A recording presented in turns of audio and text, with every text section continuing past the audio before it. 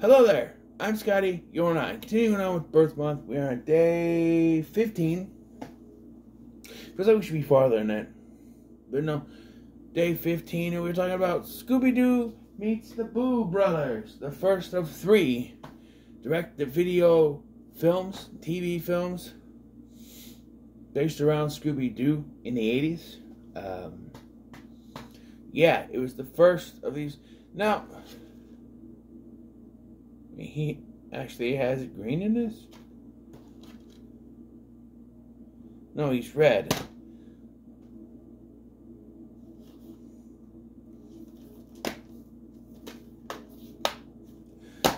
In these, Shaggy has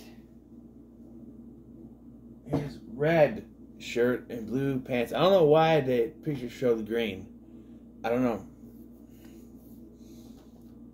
They all do, except for the back of this one. We're talking about the first of the 3, and I actually used to own this one when they re-released it. I guess it was reissued on VHS in 2000? Because I had it. And it makes sense, because I also got, like, X-Men around that time. I got X2 in 2002, so it makes sense. 2003, whatever. I didn't start getting DVDs until later. You know. But yeah, so I had this on a VHS, and I would watch it quite a lot. And I've always liked this one. Watching it now, I do have some issues.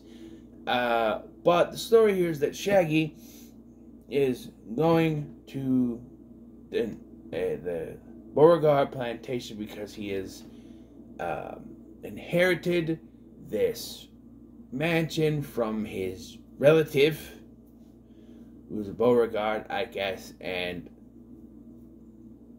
when he gets there, they see that there's a ghost. There are 3 ghosts, which once you find out what's going on, doesn't really make sense. There's a skeleton ghost, the ghost of old Beauregard himself, and there's a gorilla, but the gorilla isn't a ghost, it's real, even though the butler says it's a ghost. But they keep talking about an escaped gorilla that escaped from the zoo, but then the butler says it's a ghost. I don't know. The movie is confusing. There's a lot of parts. There's a sheriff who is on the trail of the missing gorilla, but also keeps showing up at the plantation for Shaggy and Scooby's shenanigans. You have the Boo Brothers, who were brought in as ghost exterminators that keep showing up every once in a while.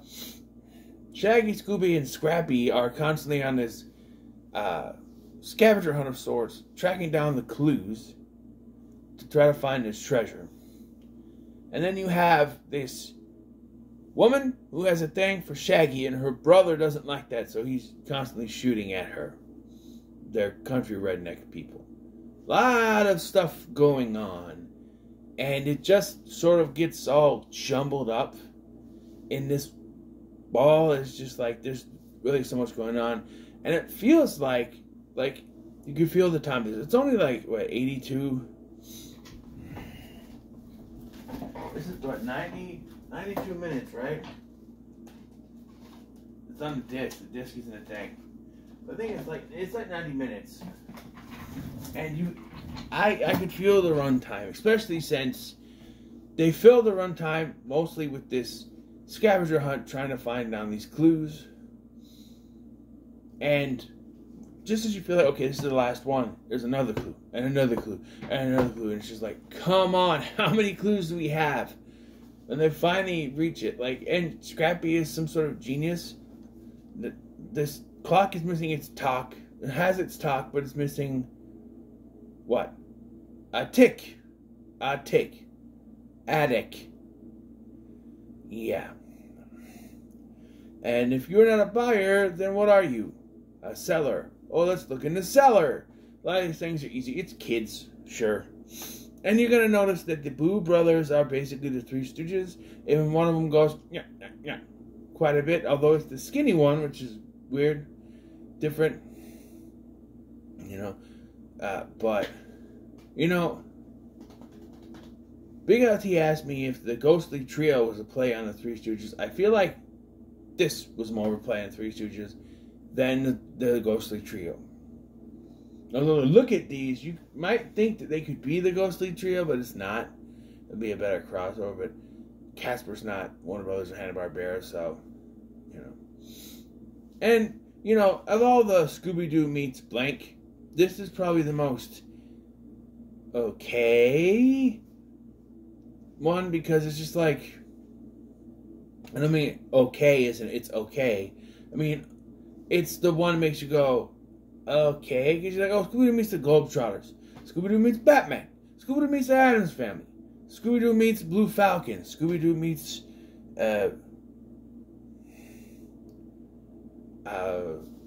Dick Van Dyke. You know these things. These were specifically created for this movie. So when they say meet the Boo Brothers, some people might be mistaken and think it's the Blues Brothers, which came out 7 years prior to this, and this came out the year of my birth, 1987. But again, I got the re-release in 2000 on VHS. So I do. So I'm around here somewhere. But you get the same voices. Frank Welker does Scrappy, while Don Messick is the voice of Scooby-Doo. And of course, Casey Kasem does the voice of Shaggy. And then you have Sorrel Book, that's my rest in peace, who plays the sheriff, and another character I can't discuss until we get into the spoilers, really. He's the sheriff, and he's basically J.D. Hogg if he was Sheriff Roscoe. Or so you would think. There's something going on. Plus, so,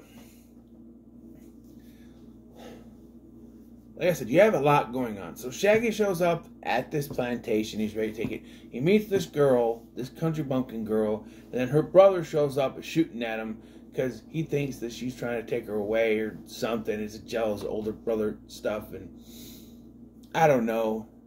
That's the first. The sheriff is the first one that he meets, and then it's them.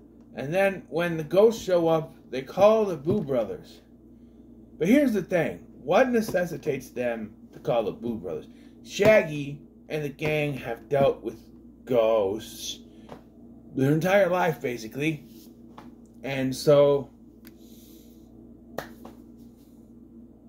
yeah. By the way, I want to point out a continuity error in Scooby-Doo 2 Monsters Unleashed if I didn't point it out in my review that I did a long time ago. So, in that movie, they say that the Black Knight Ghost was their first case, right? Well, they contradict themselves in their own movie, because later they go back to the old gang and show themselves as little teenagers, right? Which is fine, I guess. They were technically teenagers, but in the very same scene, they talk about the Black Knight Ghost being their very first case, and then go on to talk about some of their, least interesting ones, like Chickenstein. Chickenstein was from a pup named Scooby-Doo, which is when they were kids, which would have been before they met the Black Knight Ghost. So that's a little continuity issue there. They wanted to have, Obscure is the name, Obscure. They wanted to have,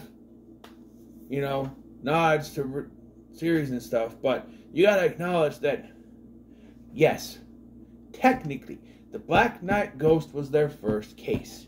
However, they then went back and did a pup named Scooby-Doo later, in the 1980s. So that kind of retcons that as being the first. But they state that in the movie, and they're technically right, but then they have Chickenstein, which means that a pup named Scooby-Doo is canon here, which means, yeah. Just wanted to point that out. It's something that, I don't remember if I did it in my review of Scooby-Doo 2, but anyway, in this, so you have the sheriff, right, and then you have those two, and then there's a skate gorilla that just happens to be on a plantation as well. And there's a whole bunch of stuff. And then when the ghosts start showing up, the ghost of old Beauregard and the ghost of the skeleton, and I really don't think there was another gorilla, because I think it was all just the escape gorilla, But so then when they go in the kitchen, they go in the freezer and they find a gem. It's a diamond, basically. And his uncle said, I knew you liked food, So I hit it in here, and then they start following the clues. Okay, it would be enough if they just follow the clues from now on with the ghosts popping in and out. That happens, but also the sheriff is running around. And then there's the country bumpkin girl and her brother. And then there's the gorilla. There's too much going on in this damn movie. There's too much. I don't know what they were trying to do here. And the Boo Brothers, too. I forgot about them. The Boo Brothers show up after the ghosts show up. They call them. And so they show up once in a while. And they're about as useful as the Shaggy in trying to find ghosts. I mean, they're not scared of them, like, because they're also ghosts, but yeah. Eventually, they find the treasure, but it's too late because the skeleton ghost guy has found it. So, at one point, Shaggy calls the sheriff and says he sounds different. But when he shows up, he sounds the same. He just looks different. You got a cold, because the sheriff did fall. We saw the sheriff, apparently. Supposedly, the sheriff fall into the river and he got a cold.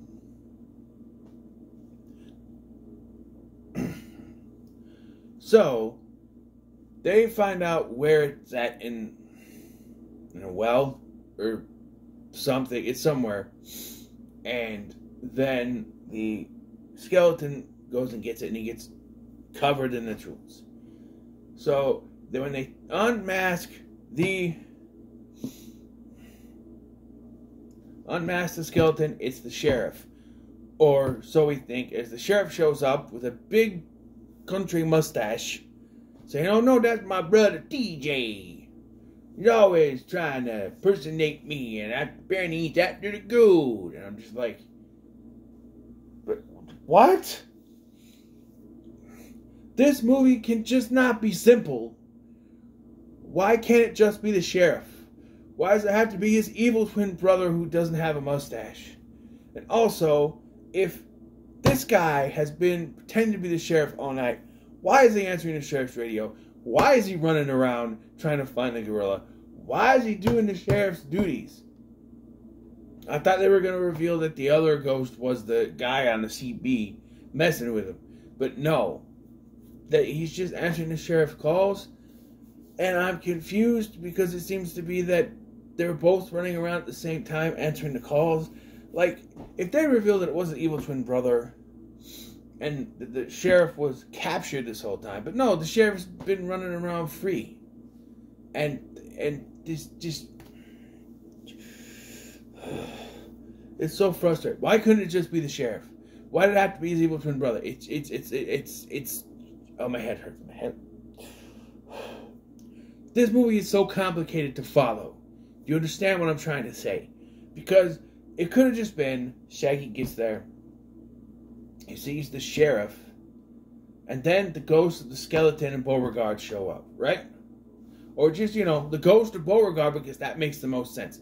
The ghost of Beauregard shows up, and, Shaggy's scared, so he calls the Boo Brothers. And the Boo Brothers show up, and they're not helpful in the slightest, so they start tracking down these clues. While the Boo Brothers are trying to do their stuff. You can cut back and forth to them trying to take care of the ghost, as the ghost is impervious to the stuff.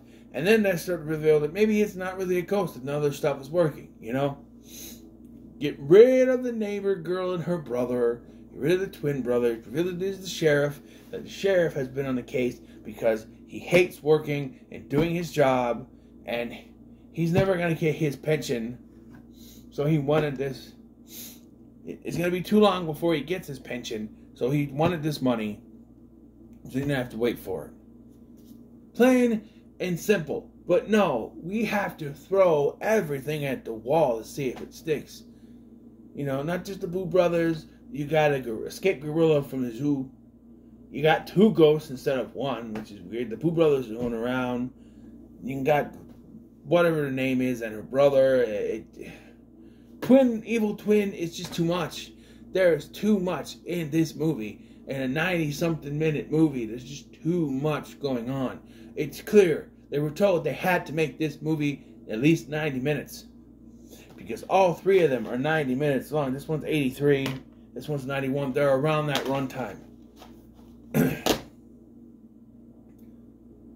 I can tell you at least Ghoul School justified the runtime. I don't know about the Reluctant Werewolf. There's a lot of stuff in that one too. But there's just so much. I'm going to give it a middle of the road. Because it's one of those that I grew up with. And I'll probably go back and rewatch it again, just throw it on the background. But there's just so much. Under a reviewing standpoint, there's so much to try to take in and remember. And just, it's crazy. It really is. And this was their first one. They're like, okay, we got to throw everything at the wall in our first attempt. And they made 2 more, which I think are dialed down some. At least I know Ghoul School is, if I remember that correctly. But, yeah. So what are your thoughts on Scooby-Doo meets the Boo Brothers? Let me know in the comments below. Make sure to like, share, and subscribe. Thanks for watching. I'm Scotty, and I'll see you in the next one.